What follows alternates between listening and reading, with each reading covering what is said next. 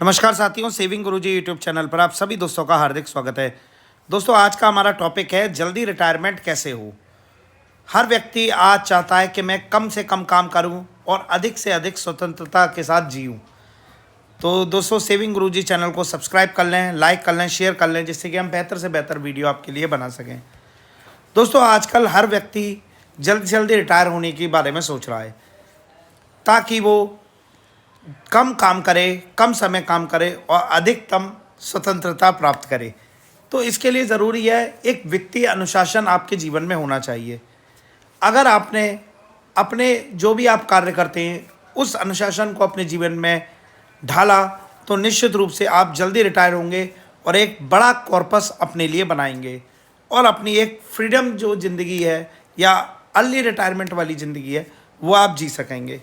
तो इसमें आज मैं कुछ पॉइंट्स बताऊंगा, किस तरह के आपको अनुशासन रखने हैं, किस तरह से आपको फंड बनाना है और किस तरह से आपको जो जल्दी रिटायरमेंट है वो पाना है।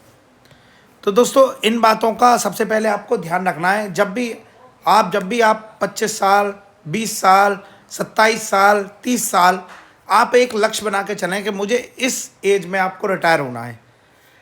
तो जिस एज में आप रिटायर होना चाह रहे हैं उस नियम के तहत आपको जिस एज में आपका जॉब लगा है वहाँ से आपको सेविंग्स की शुरुआत करनी है। तो बचत और निवेश में एक अनुशासन बनाना है कि मुझे इतना पैसा बचत करना है हर महीने। इस साल में कितना टोटल, अगर साल का बात करें तो कितना साल में निवेश करना है। फालतू के खर्चे नहीं करने।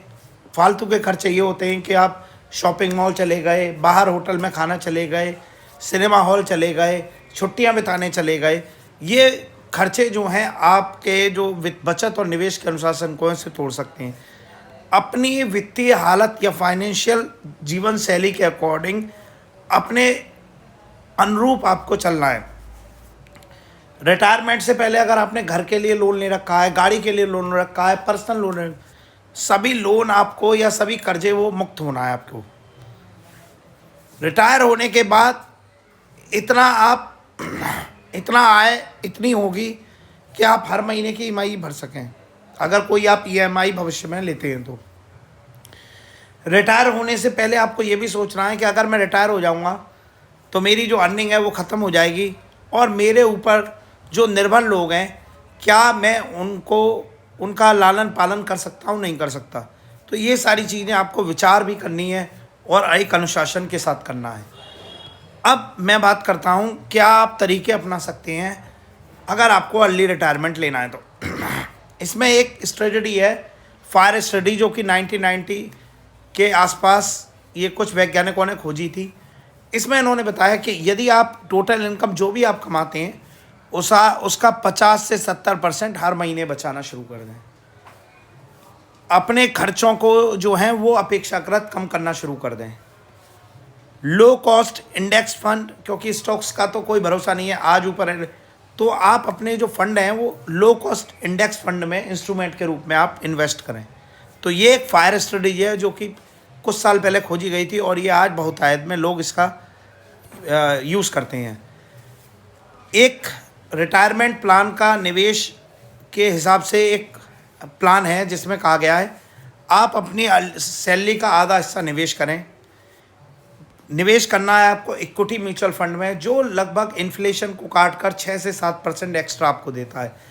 यदि 6 से 7% इंडिया का इन्फ्लेशन है तो आप 12 से 13% आप म्यूचुअल फंड से उस इन्फ्लेशन को बीट कर सकते हैं।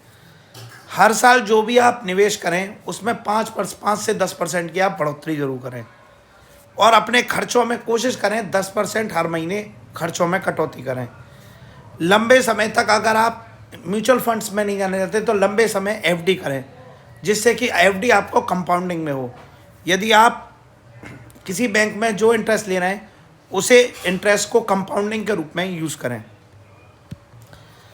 इसके बाद बात करें कि निवेश विकल्प क्या क्या हैं अगर मैं अर्ली रिटायरमेंट लेता हूं। मैंने अपना कॉर्पस बना लिया, उसके बाद उस कॉर्पस से मैं आगे की ज़िंदगी कैसे चलाऊंगा। तो सबसे पहले एक एनपीएस स्कीम है। जब आपने नौकरी या जॉब की शुरुआत है तो वहीं आप एनपीएस स्कीम ले लें। एनपीएस में 2 तरह के टीयर होते हैं, एक टीयर 1 जो कि 60 साल पर मैच होता है, पूरा होता है, जिसमें 60 साल के बाद आपके पेंशन में एक होता है टीयर 2 आप जब चाहें तब पैसा आप निकाल सकते हैं। एनपीएस में जो आपका पैसा लगता है वो 65% से लेके 50% तक आप इक्विटी में और बाकी गवर्नमेंट सिक्योरिटीज़ वगैरह में आप लगा सकते हैं। तो आप अपने हिसाब से एनपीएस स्कीम ले सकते हैं।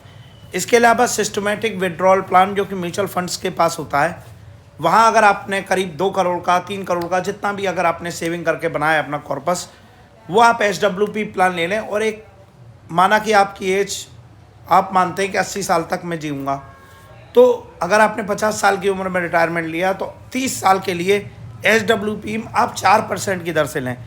आप जो भी पैसा लगाएं बॉन्ड और इक्विटी में 50-50% लाएं, और उसमें से अगर आपने 2 करोड़ आपने लगाया, 4% भी लेंगे तो आप 8 लाख रुपए पर साल निकालेंगे। तो एक तरह से आप अच्छा खासा अमाउंट मिलेगा। और इसके अलावा लगभग 9.5% या 9.25% की दृष्टि से वो हर साल ग्रो भी करेगा फंड। तो आप जब भी इस दुनिया को छोड़कर जाएंगे ना, तब भी आपके पास बहुत बड़ा फंड होगा, क्योंकि जो चीज़ 9.5% की दर से बढ़ रही है, अगर मैंने उसमें से 4% भी निकाल लिया तब भी मेरे पास अच्छा सा फंड होगा। आप कोई भी इंश्योरेंस कंपनी से कोई भी एन्युटी प्लान भी ले सकते हैं। आपने 2 करोड़ के, मुझे बिल्कुल इक्विटी और बॉन्ड में थोड़ा रिस्क है, तो आप किसी फंड का एक इक्विटी प्लान सकते हो, जीवन भर इंटरेस्ट आपको देता रहेगा और पैसा भी आपका से रहेगा। इसके अलावा पोस्ट ऑफिस और बैंक से आप मंथली इंटरेस्ट जो सेविंग स्कीम्स हैं वो आप यूज़ कर सकते हैं। वहाँ पर आपको 6 से 7% इंटरेस्ट गारंटेड मिल जाता है और पैसा भी आपका सेफ रहता है। तो इस तरह से आप अर्ली रिटायरमेंट के साथ अपने निवेश को भी प्लान कर सकते हैं। एक मेरा ये छोटा सा वीडियो था, कैसा लगा प्लीज़ लाइक कीजिएगा, सब्सक्राइब कीजिएगा, शेयर कीजिएगा। बहुत बहुत धन्यवाद।